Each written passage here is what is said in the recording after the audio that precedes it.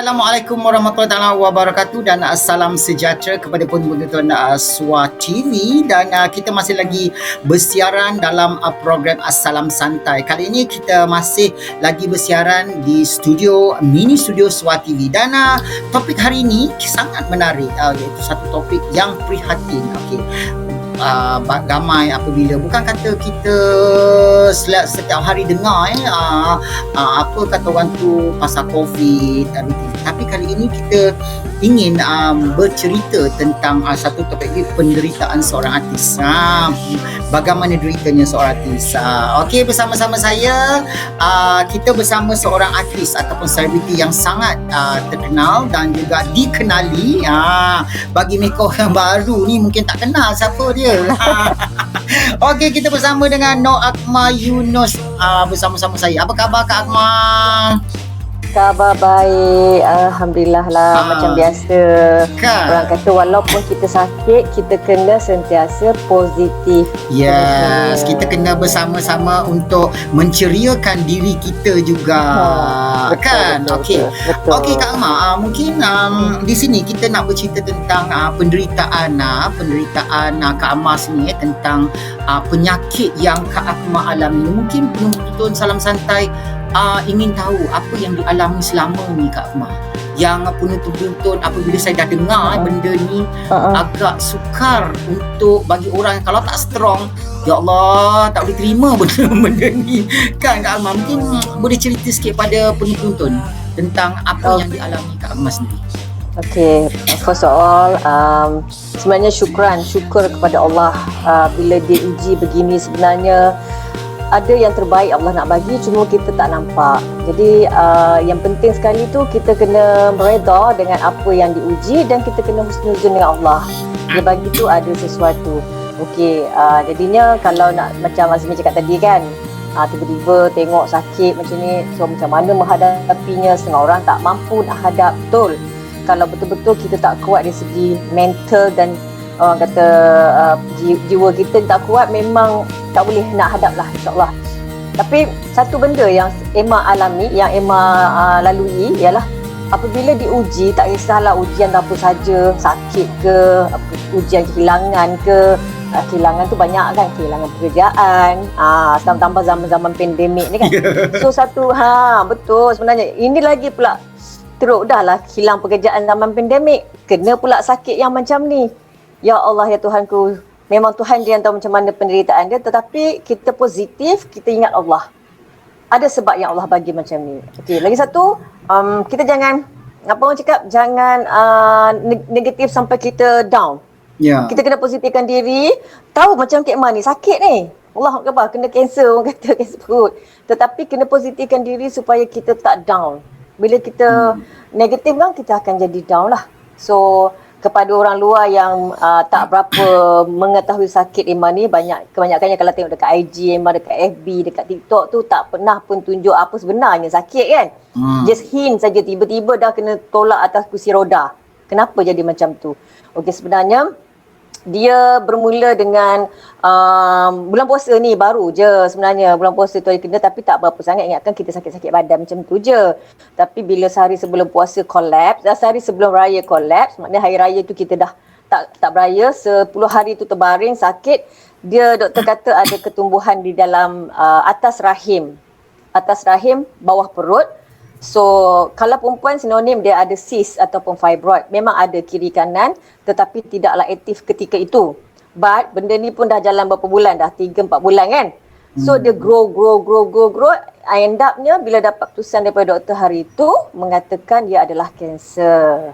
Jadi itulah yang terjadinya. Sampai kan tak boleh nak bangun lama, berdiri lama, bergerak banyak, sehingga menggunakan kursi roda lah.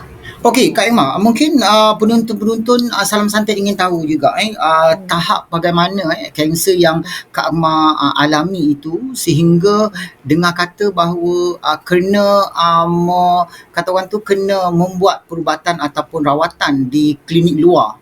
Okey, di private hospital. Sebab bila kita mengatakan bahawa private hospital is not cheap, bukan dalam masa RM2,000, RM3,000 kan. Tapi you kena juga sebab atas nasihat doktor, pakar juga untuk supaya melakukan pemadahan tu cepat. Dia Betul. tidak ada resiko Hmm. pada diri sendiri. Mungkin Ya. penonton-penonton makin nak tahu perkara yang sebenar, apa yang berlaku pada Kak Emma sendiri sebelum ni. Hmm.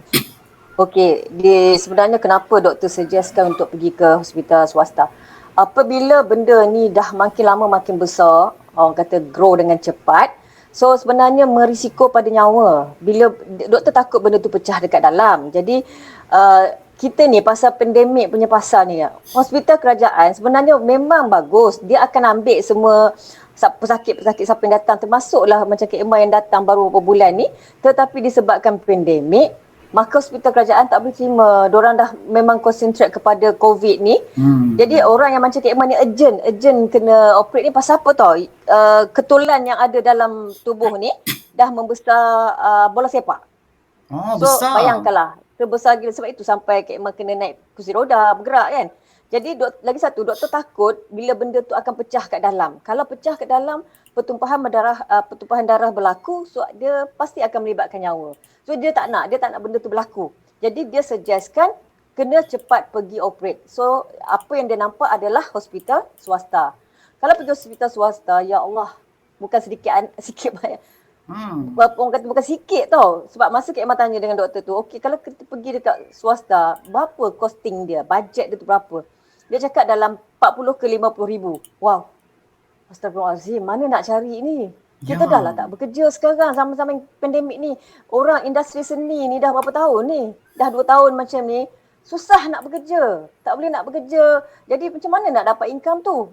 Jadi benda tu bertambah sampai sekarang macam mana kita nak cari duit yang seamount macam tu 50 ribu. Kalau setakat 5 ribu, 6 ribu tu insyaAllah mungkin kita boleh gagah cari. Betul tak? Ini 50 ribu. Itu untuk stage yang pertama operation saja, belum lagi susulan.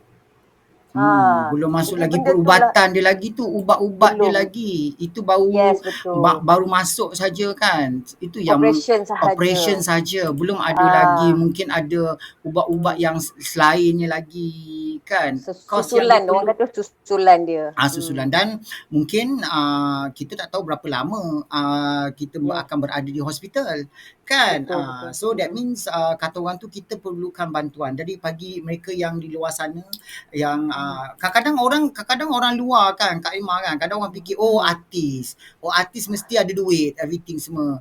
Tak semuanya. Kita bukan artis Bollywood atau Hollywood yang sentiasa ada duit ataupun yang dikira. Kalau penyanyi tu kita ada royalty kan dari segi komposernya. Tapi ni pelakon setiap drama tu keluarlah kat sini, keluarlah kat sana, keluar sana. Haram. Kan pelakon tu dapat apa. Tapi nak cakap macam mana, dah itu ditakdirkan begitu. Jadi kita sebagai artis ataupun apa, ikut je lah kan. Tapi macam mana pun hidup tetap kena hidup. Kan? Dan saya Swat TV juga dimaklumkan dan juga kita tahu juga bahawa Kak Emma kalau masih lagi sihat, suami dan juga Kak Emma juga masih menjalankan aktiviti-aktiviti CSR untuk membantu industri seni, baik kru ke artis ke sanggup mengeluarkan duit sendiri kan untuk memberi bantuan kan benda-benda ni. Dan berapa jumlah yang diperlukan Kak Emma yang penonton-penonton mungkin ada ingin menderma, sebab kata orang tu di zaman ni, kata orang tu kita nak menderma di zaman kita susah kan. Itu rezeki kita, mungkin kita dengan cara menderma ini insya-Allah kita dapat membina jambatan di syurga insya-Allah. Mungkin Kak Emma boleh terangkan berapa jumlah yang diperlukan untuk pembedahan tu. Okey, kalau ikut daripada permulaan yang doktor bagi tu, lebih kurang dalam 50,000 lah untuk first stage ni untuk ni. Tetapi bagi Kak Emma macam ni, walau macam mana sekalipun, kita tetap kena usaha. Okey, walaupun dia letak amount tu 50,000, but Kak Emma masih lagi ada pilihan untuk memilih yang mana hospital yang private ni yang boleh, maksudnya boleh kurang sikit harga dia. Seboleh-bolehnya kita berjimat lah, sebab Kak Emma faham semua orang tengah susah. Tak? So bila macam tu kita kena, orang kata, pergunakan dengan sebaik mungkin apa yang orang dah bantu kita ni. So Kak Emma pun dalam minggu ni Kak Emma orang kata apa, mencari hospital mana yang betul-betul kita rasa boleh sesuai, dan sebenarnya tak semua hospital ambil sebab dalam keadaan pandemik sekarang ni hospital kerajaan memang dah tak boleh nak ambil sebab diorang memang dah fokus kepada COVID. COVID. So hospital swasta pun tengok juga tak semua yang diorang boleh terima.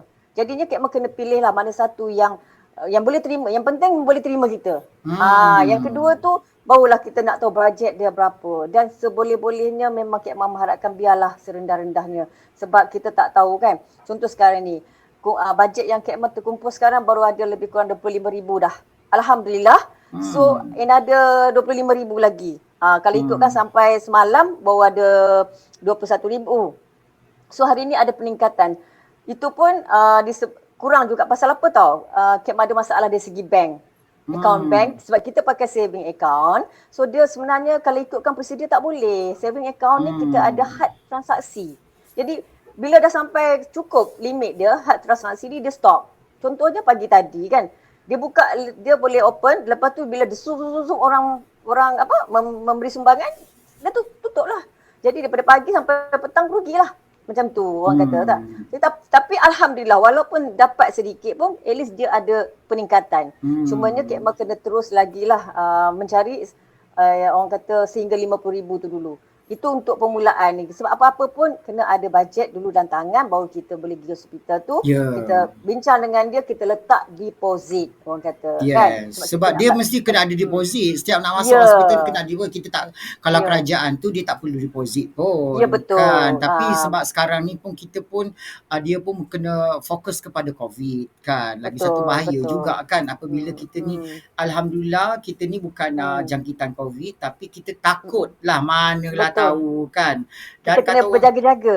Kita kena berjaga-jaga dan dia pun juga masih lagi kata orang tu memberi advice kan kepada Kak Emma. Ya, betul. Dia orang makin advice apa yang nak kena buat, apa yang nak cukup membantu. Bukan mereka tidak membantu tapi apakan daya siapa yang harus dituju didulukan. Tapi walau macam mana pun kita tidak boleh nak menunggu. Sebab individu kita kena tunggu dan kita kena bukan kata tu, kita kena berusaha juga walau macam mana pun. Jadi bagi mereka yang penonton-penonton Salam Santai yang ingin menderma, sebab kita tahu rakyat Malaysia tu sangat pemurah. Apabila kata orang tu nak menderma saja kan, insyaAllah mereka boleh kan. InsyaAllah kita akan sertakan di bawah ni laman web ataupun Facebook Kak Emma untuk mengetahui perkembangan di mana anda untuk menderma. Kan Kak Emma kan. Mungkin Kak Emma nanti Kak Emma pun boleh sharekan Kak Emma punya nombor current account Kak Emma nanti kejap lagi. So that means kita akan letakkan current account. Mungkin kalau tidak boleh satu, mungkin pihak husband pun juga boleh memberi bantuan. Sebab apabila kita faham, sebab bila individu setiap hari ataupun satu hari transaksi dia lebih pada 20 kali, 30 kali, mestilah bank akan inquiry. Kenapa orang ni kan? Tapi kan Azmi, Kak Emma berterima kasih kepada pihak Maybank Cawangan Selayang Jaya. Kak Emma baru balik daripada Maybank Selayang Jaya. Kak Emma berterima kasih kepada pegawainya tu Encik Malik. Dia willing to help Kak Emma daripada semalam. Dia tolong Kak Emma bagi solution macam mana cara dia nak buat. So hari ni dia punya solution dia, Kak Emma dah buka current account personal. So current account personal ni dia unlimited lah. So mana dia tambah dia boleh masuk. Ya. Alhamdulillah atas nama personal Kak Emma sendiri, cuma dia upgrade current account. So tadi bila dia kata dah okey Kak Emma dah boleh dah. So Kak Emma dah boleh pakai nombor current account atas nama Kak Emma sendiri. So jadi lepas ni tak ada masalah lah Kak Emma untuk bank di blok ke. Alhamdulillah. Ini semua sini semua kata orang tu perjalanan Allah. Allah yang menentukan supaya kita membantu dan mendorong benda ini supaya meringankan beban hambanya. Kata orang tu Allah tu memberi kata orang tu dugaan kepada hambanya, kepada hamba yang boleh terima, yang boleh kan, dan semua adalah satu mungkin juga kan ni daripada doa-doa netizen. Sebab bila Kak Emma bagi tahu dorang kan, bila dorang tanya Kak Emma tak boleh nak transfer, cakap ya Allah doakanlah pemudahkan urusan. Jadi mungkin juga daripada doa-doa dorang memudahkan urusan. Inilah jadinya Allah bagi dipudahkan urusan. Dan bagi saya Kak Emma, tak semestinya kata orang tu dia menderma dari segi duit. Mungkin dari segi doa. Doa itu juga boleh kata orang tu boleh mengurangkan sakit, akan membantu segala-galanya kan. Dan tak semestinya kata orang tu orang kasih duit. Mungkin bagi mereka yang tak berkemampuan sebab dalam keadaan sekarang Kak Ima, sebab masing-masing kita nak minta persatuan pun diorang pun dengan hal mereka diorang juga kan. Diorang Dan pun tersekat juga ya, sebenarnya kan. Bila pandemik ni banyak yang tersekat sebenarnya. ya, Faham macam Kak Emma faham. Bukan mesti orang akan berkata tak ada kesatuan yang membantu. Ada yang ambil tahu, ada yang calling. Tetapi itulah Kak ya, Emma faham. Kak Emma tidak mendesak. Sebab benda ni kita ya. faham masing-masing ada masalah di dalam Hmm. pandemik ni. Contoh Lebih-lebih sekarang ni lagi paling pula ketara, dalam keadaan industri seni ni sekarang tak boleh tak boleh nak buat apa. syuting. So kita tak boleh menyalahkan, oh kenapa kau tak kasi aku syuting gini-gini ni kan. Hmm. Tapi masalahnya bila kita Hmm. syuting kita takut pula virus Betul. akan sebab kita tak nampak. Lainlah virus tu berkeliaran atas sekeliling kita. Kita boleh tepis kan. Betul, Dan betul, betul. mungkin sebelum kita mengakhiri program ni bersama Prihatin bersama Nok Akmal, Kak Akmal. Okey, mungkin ada sepatah dua kata untuk Kak Akmal kepada penonton Suara TV dan juga kepada especially kepada Salam Santai. Boleh dapat membantu Kak Akmal untuk meringankan beban sedikit insya-Allah. Silakan Kak Akmal. Okey, kepada semua yang menonton Suara TV dalam segmen Salam Santai ni, Kek mahu ucapkan jutaan terima kasih kepada you all, mana yang dah mendengar, mana yang dah mendoakan, mana yang dah memberi sumbangan semua tu. Kek mahu ucapkan jutaan terima kasih banyak-banyak di atas keprihatinan korang semua. Halalkan apa yang korang dah bagi, insya-Allah akan disalurkan kepada perubatan pembedahan ini. InsyaAllah nanti Kak Emma akan update apa yang berlaku. Yang penting yang Kak Emma nampak di sini adalah netizen kita sangat-sangat baik, sangat-sangat membantu, sangat-sangat orang kata bekerjasama. Sebab apa yang Kak Emma nampak, so far ni semua ada. Cina, India, Melayu yang memberi sumbangan ni. Bila Kak Emma dapat feedback daripada IG Kak Emma, memang ada satu, apa orang kata, bukan bertumpu pada satu je bangsa, tapi semua bangsa ada. So maknanya netizen ni sebenarnya sangat-sangat membantu. Walaupun dalam keadaan pandemik, masa-masa tak ada duit. Tapi RM1 satu orang bagi pun apabila dikumpul. Sebab kita boleh. punya rakyat Malaysia ada berapa juta tu. Betul. Kan, kalau seorang RM1 pun, kan. Alhamdulillah, Kak Emma terima. Kan, insyaAllah tak kisahlah. Yang penting keikhlasan tu Kak Emma. Yes, Keikhlasan betul. untuk menerima. Dan kita tak tahu, mungkin kalau bagi saya lah, mungkin kali ni kita membantu orang. Kita tak tahu keluarga kita akan datang. Orang lain dan Allah menurunkan ataupun orang lain memberi kepada orang. Saya tak boleh cakap lah sebab saya terasa sebab kawan-kawan saya ramai yang derita kan. Walaupun sebab especially ada yang mereka artis tak dapat kerja. Betul. Tak tahu nak buat apa. Jadi alhamdulillah saya terpaksa sebab saya ada channel. Jadi inilah satu pengorbanan saya terhadap industri untuk dapat membantu yang di luar sana. Jadi bagi mereka yang masih lagi sihat, jagalah kesihatan anda. Duduklah rumah. Janganlah kata orang tu walaupun anda dah divaksin kan, anda tidak boleh kena benda-benda ni. Dan kita tak tahu kita punya kata orang tu akan datang kan. Kita tak tahu virus ni akan datang. Makin lama makin teruk kan. Dan mungkin Kak Imah nak bercerita sedikit mungkin setelah apa aktiviti dan kata orang tu mata pencarian apabila syuting ni tak ada ni Kak Imah ni. Sekarang ni apa yang Kak Imah buat untuk menampung hidup dan kata orang tu untuk menderma tu memang untuk perubatan tapi untuk makan minum dan mungkin ada kawan-kawan yang terdekat-dekat yang rapat dengan Kak Imah. Okey, dia macam yang Mi cakap tadi tu betul. Sebenarnya kita terkesan, betul tak?